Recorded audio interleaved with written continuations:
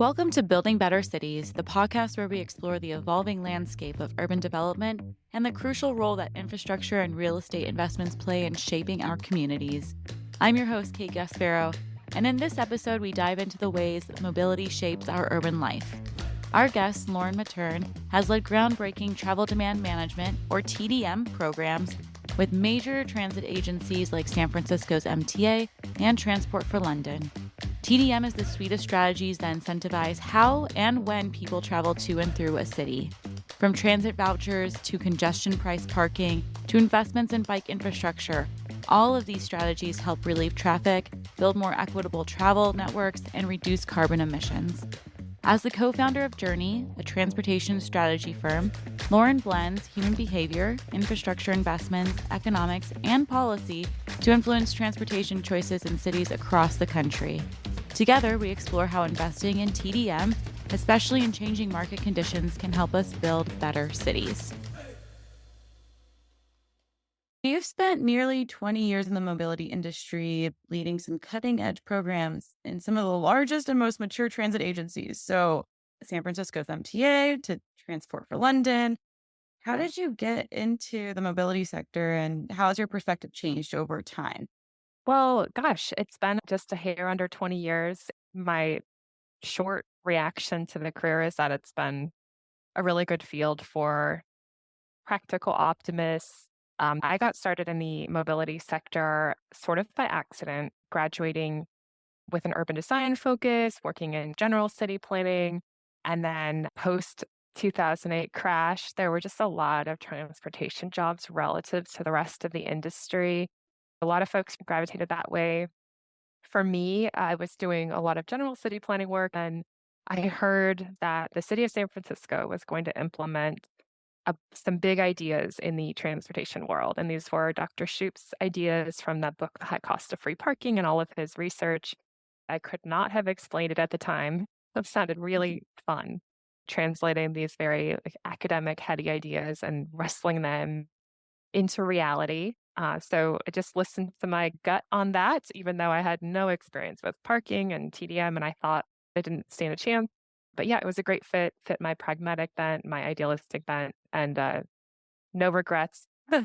That's really where I cut my teeth in parking and TDM and developed a strong point of view. The industry's changed a lot, I think for the better. A lot of the ideas that were really outside of the mainstream when I first got into it have now gone completely mainstream. So, organizations or firms that would have never gotten on board with concepts like parking reform are now regular everyday Right. practice, which is really exciting. And I love that culture change. I give so much credit to the early adapters before me who did it when it was harder. And it's been great to sort of ride that wave and watch it and see it spread. You recently launched Journey. So, congratulations, like new small business on the transportation mobility front. You and your partner are co developing some of the best in class mobility strategies for your clients in the public and private sector. And you have a deep, deep focus in travel demand management, or TDM. And I think that might be a new term for some listeners. Could you describe TDM in your own words, and what are the buffet of strategies that comprise TDM? To me, transportation demand management is sort of the art and science of understanding how different policies, physical improvements, and programs can impact how people choose to get around. So it's a specialty area that really acknowledges human behavior, economics, and the incentive side of transportation. So it's dealing with all of the modes and thinking about what incentives people have for which to use and what really impacts human behavior. I think it's a bit of a wonky term. We're always thinking about a rebrand and can't quite get to a better term, but I feel like the future of the transportation and management or TDM sector is actually very bright because it's this sector that wrestles really directly with trade-off in the transportation world and city planning, the role of the car in society, which is a big topic. I do just sort of appreciate that it's not specializing in one mode. It's saying that we have to understand all modes to some extent, or at least know who to call. You have to think about physical improvements. You have to understand policy. You have to know how to wield pricing. That's a massive skill set. And then, of course, programmatic incentives, running and operating programs and communicating complex ideas. That skill set has a lot of room to be of use. The principles are pretty universal and should be included in more policy discussions. I know in my past life, when we've talked about TDM, it's revolved around how to subsidize transit for individuals, how to convince people to mode shift away from single occupancy vehicle trips, all with an overarching goal of, I think, efficiently moving people or maybe more equitably moving people. When clients come to you and they're seeking support on TDM, do they even know what they're asking for? Have they already set up these major objectives? And when you think about it as an expert, is your objective for TDM different or the same as your clients? I think every client has really different motivations, and sometimes that's shaped by a policy background. So if a region has a specific air quality goal, if it has massive traffic issues, if a city has a strong mode split target it's working toward, all of those shape the sort of nomenclature that we're approached with, because TDM can do a lot of different things. And so we sort of have to adapt and plug into the policy context, the metrics that matter in a particular region. It makes it a bit amorphous, but it's also exciting because it can do a lot of things. It can help reduce housing costs. It can save a big development money. It can improve air quality. It can help with traffic. So it's a lot. In attempting to reduce congestion by mode shift or even reducing transportation emissions by shifting people from their combustion vehicles, I can imagine that, especially in the past 5 years, your role in guiding cities through that transition has changed a lot. So, ride sharing, Uber, and Lyft have probably made it more difficult to get people out of a vehicle. And then at the same time, COVID made transit an unfriendly option for public health concerns.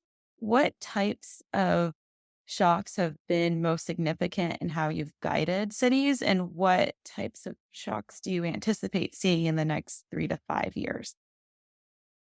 Great question. Yes, it's has been a really rocky road for transit agencies in particular, and I know they're having to get very creative with making their budgets work for future years, and the funding mix for each is dictating how difficult that is. So that's going to continue to be a huge focus in the industry. There's this new industry-wide need for revisiting who we're serving and having some flexibility. The TDM world and the transit world have both tended to focus on traditional rush hour commutes. That's a generalization, plenty of exceptions to that. Now, with more of a focus on shopping trips and other types of trips than in the past, there is a little bit less emphasis on the commute. We do have to broaden out and think about how to serve more types of trips and making sure transit and other TDM measures are still useful across all of those. There's been some very interesting success stories on that front. I've heard that the MBTA commuter rail system, for example, retooled some of their weekend service to increase use. And they did that with a whole sort of kit of tools to get there, including fares and even parking prices, changes to that, and increasing service, get more use out of some of those existing lines. Some of the weekend ridership on some commuter rail lines has seen really impressive gains. And those are riders that we weren't all focusing on as much before this big ridership dip. So you have seen some really impressive creativity. That's just one of many, but there are so many different shocks to the system. The work from home fluctuation is going to continue to be a big one because it's still shaking out. And we're realizing that transportation demand isn't as fixed as we thought it was. And I think TDM professionals kind of knew that because they knew you can change behavior. But now we're seeing that play out in this really big way. I think everybody's getting a little bit of an appreciation for how tricky it is to predict the future.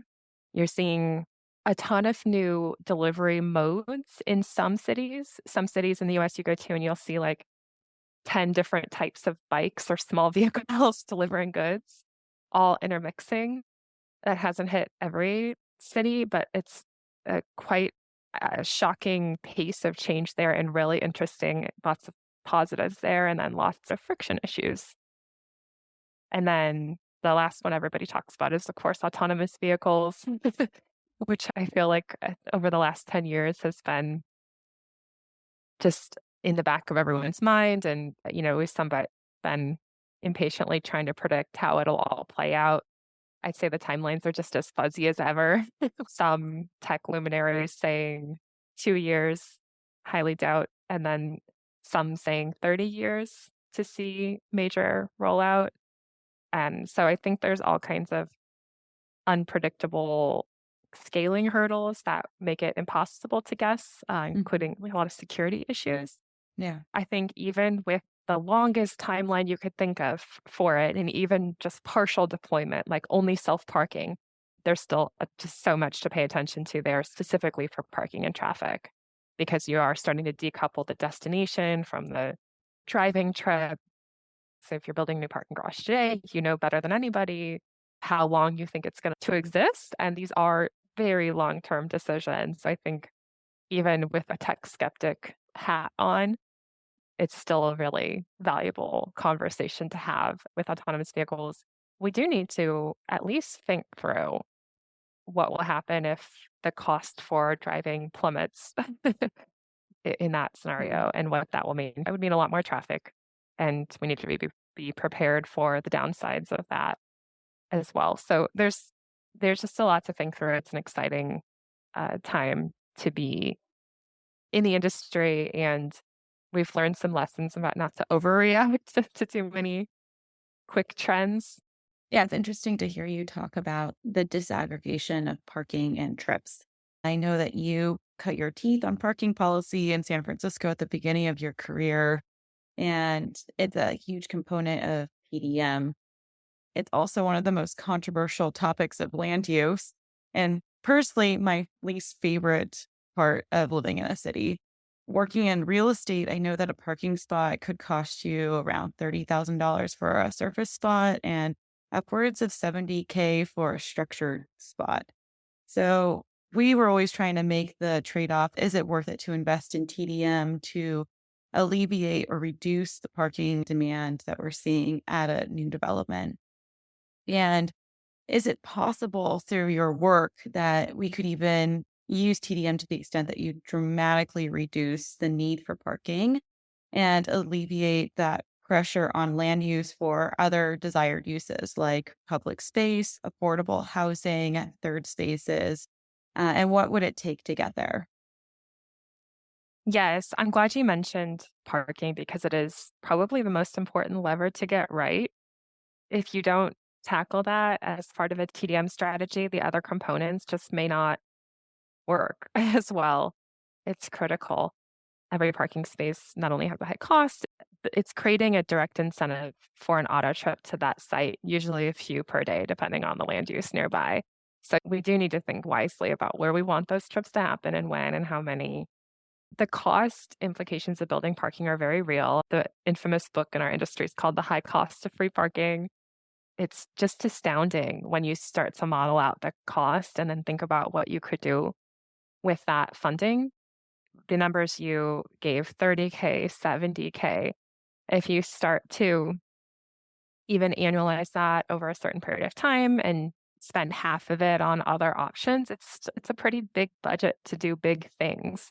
And it is a leap of faith to go from spending on something we have done and know how to do, build parking, on, programs and incentives that are a little trickier to operate. But you can also spend those funds on great infrastructure in collaboration with a local transit agency. And so we do want to just keep getting creative about how to save developers money on the project. Hopefully, it can be seen by users down the pipeline as well, and then find better uses of those transportation dollars. And when you combine parking and some of those programs, those positive programs around, access to car share, free or discounted transit passes, great bike amenities, all of those things stack up. We are starting to see some finally built with zero or very little parking, and we're starting to see some naturally occurring affordable housing by removing parking or having very little, letting the developer decide how much to build Mhm. rather than sort of artificially inflating it. You can picture the cost savings start to have a huge impact, particularly on the cost of housing. I'm excited to keep an eye on just what the rents are like Mhm. with parking removed as well. It's something we need to understand better given the need to control housing costs across American cities. When you implement a large policy that drives more transit oriented development with less parking, how long does it take for people to catch on? Or what does that need to be coupled Mhm. with for it to really make sense? It's such a good question, and I don't think that perfect needs to be the enemy of good in any of these conversations. There needs to be sort of a middle ground solution, and we just need to make sure we're right sizing. It's certainly not an all or nothing effort. I think even reducing excess parking that we know isn't needed can dramatically reduce trips while still making sure lots of people have a way to get around that they need.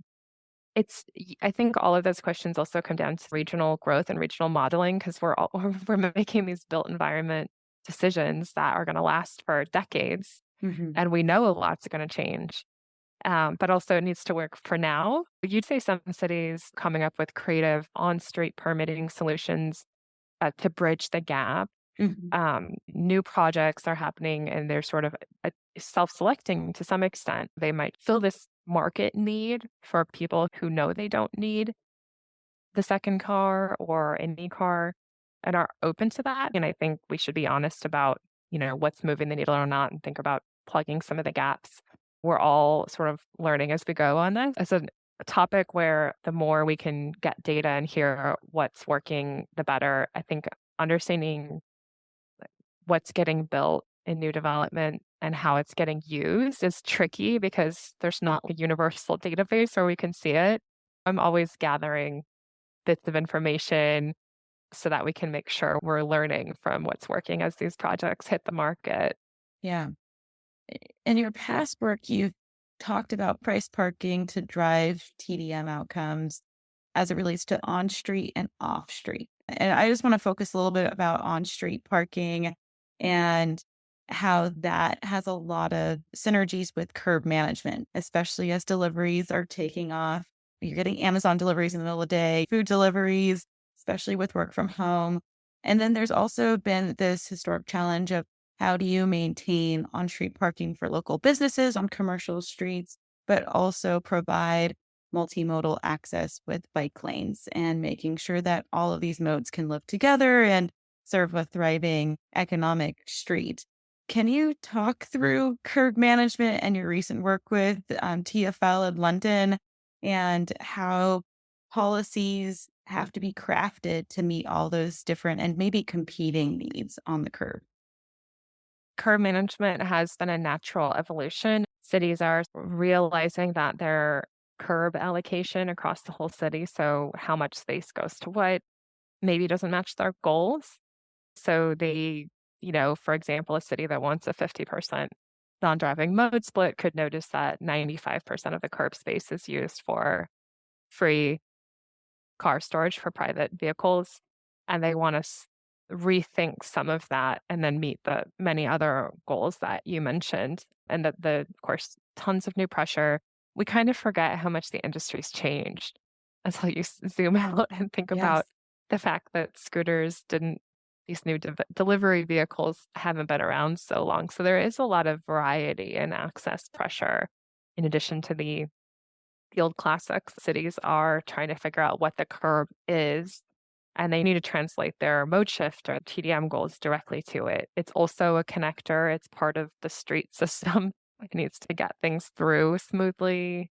Increasingly, especially post COVID, more of a public space. In London, one of the most important curb uses was for stormwater drainage. Mm. That's one of the main ways they're concerned about implications of climate change with water and runoff. You'd see a lot of progress across different boroughs in increasing and systematically increasing. They call it SUDS. I think that stands for Stormwater Urban Drainage Systems, something like Mm, that. right. It depends on a city's priorities, but they do need to do a lot more with the curb. These topics get into areas that are a little bit outside of what a transportation department normally can touch, Mhm. like accessibility, garbage collection strategy, even where street trees should go. Right. It is bringing together a lot of big topics. It's a lot to plan for, but I think it's great to have a document or a conversation about how all of these things fit together and start to work more cross department and cross industry to make sure the curbs work better. I didn't even think about waste, but that's a huge operational use of curb space. That sort of brings me to this next idea. You usually come into TDM when a city's already operational and you're already working with infrastructure that's put in place. Some would argue that it would be better for you to come in earlier and help redesign the infrastructure so that TDM is more of a harmonious interaction with the built environment. When people argue at the beginning of these projects to invest in infrastructure versus investing in future operational TDM measures, what are your thoughts around that? And where's the sweet spot for you to get involved to have that conversation with your clients? You can do TDM at a bunch of different scales, so it's pretty situational. But if you return to the heart of TDM outcome data, you can see what some of the heavy lifters are. Parking, transit infrastructure, getting the physical environment right does really matter. And then there's a lot you can also do with pricing and programs after the fact. Mhm. And we always inherit, what we have today. But when you have the chance to get in early, it's just the best way to go. So, for example, a few years ago, I helped out with a professional sports league stadium, a TDM plan, a mobility plan. We got in just in time before they had made parking decisions. We were able to talk about why getting that right matters for the Mhm. bigger mix of access modes, talk about what the right amount is, how to get it shared, how to get it priced, how to use what we have. If we hadn't done that and they were locked into free or super low cost parking and built a whole new garage, we just wouldn't have been able to undo that with the other things we did, which involved getting transit service closer, different incentive packages, all of the other access modes.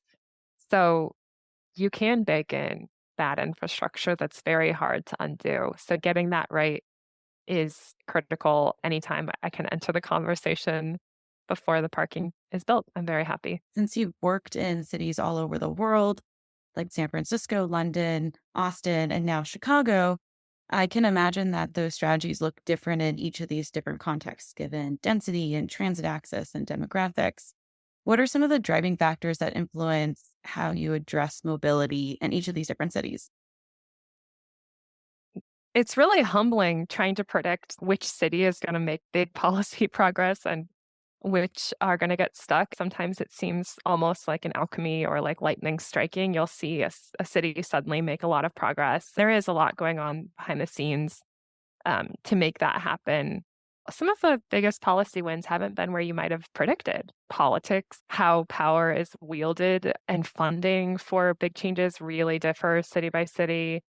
Regions that have a lot of growth can cure a lot of problems because you're needing to plan for the future in a way that's extremely real, and you need more efficient solutions.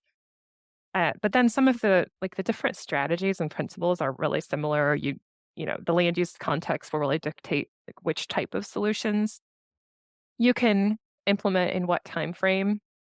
But the underlying principles around great transportation demand management, great transit planning, safety planning are consistent and do scale to different contexts. It's an interesting time in the industry. There's been a lot of breakout success stories across the country, all coming from different angles. Sometimes it's where you get multiple policy wins stacking up and you start to see a cycle of good outcomes. But you can't always predict it, which I find humbling. So it's not only the city that you work in that drives your approach, it must also be the clients you take on. At Journey, you and your partner work with transit agencies, cities, universities, developers to craft and implement TDM programs. And while you work with different types of clients from the private to the public sector, do you take on different approaches when you meet with them? There are some slight differences, and some of it depends on if there's policy in place to direct folks toward citywide goals or regional goals when working with private sector clients. Sometimes you can feel a little more sense of control because you are in the room with the folks thinking about financing and the market viability of different projects.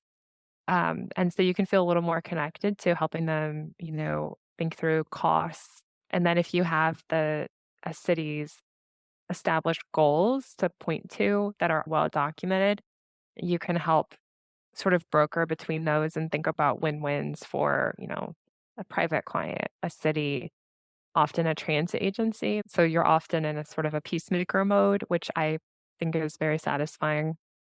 And then, yeah, when you're working like large development projects, we can cost out and show the high cost of parking. It's very real because it's sitting there in front of you in a pro forma. So that's a very direct way to tackle the conversation as opposed to dealing with policy levers that's already built. So it's just sort of a different set of metrics and goals that you're working toward. I think the hard part with private developments is just getting outcome data. Everyone's trying to figure out what works, what sells, what we can accomplish, making sure that it'll all work out in the end. It's getting outcome data to see how it all worked from recently built or in some regions, projects built a decade ago, 2 decades ago.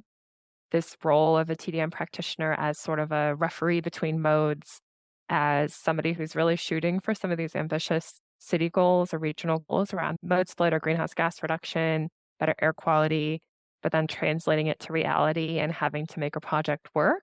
I think that skill set's very valuable. It requires a lot of being omnivorous and very values driven, but also absolutely a realist.